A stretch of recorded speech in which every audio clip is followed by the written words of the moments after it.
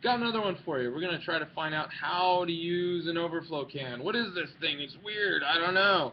Well, we use an overflow can to find the volume. You can use it to find the volume of any object, but we like to use it to find the volume of an irregularly shaped object. Like this rock right here. You can see it's got like holes in it. It's not really a perfect sphere. If I take my ruler, I can't I can't really find the dimensions of it for a formula. I can't put it in my graduated cylinder, and it's not working. So we like to use an overflow can. So the steps for using an overflow can, this guy here, we want to fill it with water until water starts coming out of the little spigot there. Now I got a tray right here because this is going to get wet. So I'm going to fill it up.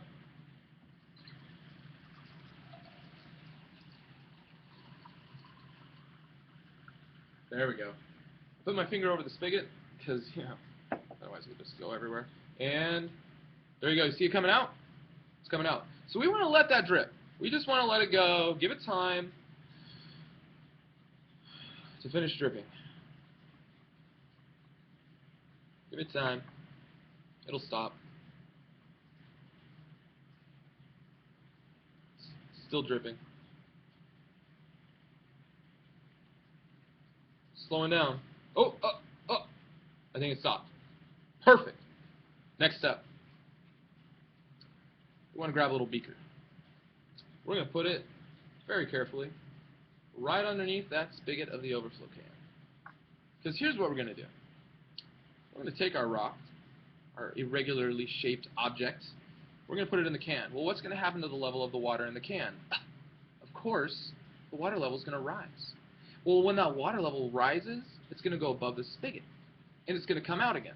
But we're going to catch all that water in this beaker. Guess what? The amount of water that this rock is going to push out of this can is exactly equal to its volume. Remember, volume is the amount of space something takes up. So it's displacing all of that water.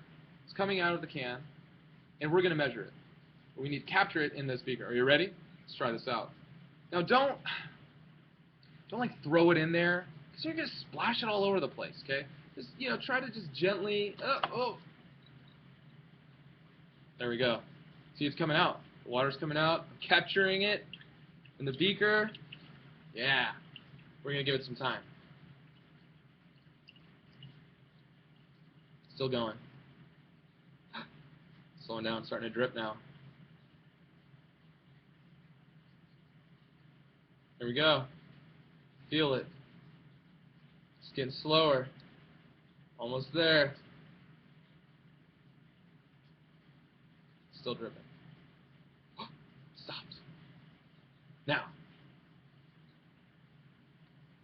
Okay, Mr. Wiggin. I'm going to read it. It looks like... No, don't read it out of the beaker.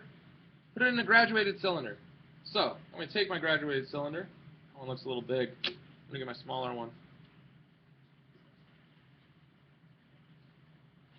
Ta-da. And I'm going to just pour all that water into my graduated cylinder. And I know you remember how to use a graduated cylinder, how to read it accurately.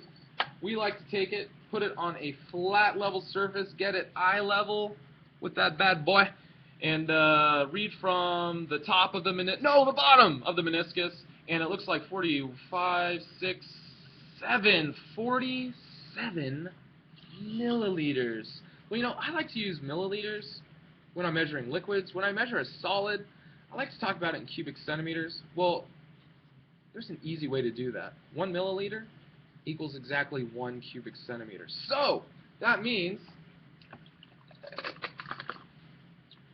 Rocky here is 47 cubic centimeters. Always put your units after your measurement, because otherwise your measurement doesn't mean anything. It's just a number. Could mean 47 gerbils or 47 pieces of cheese. I don't know.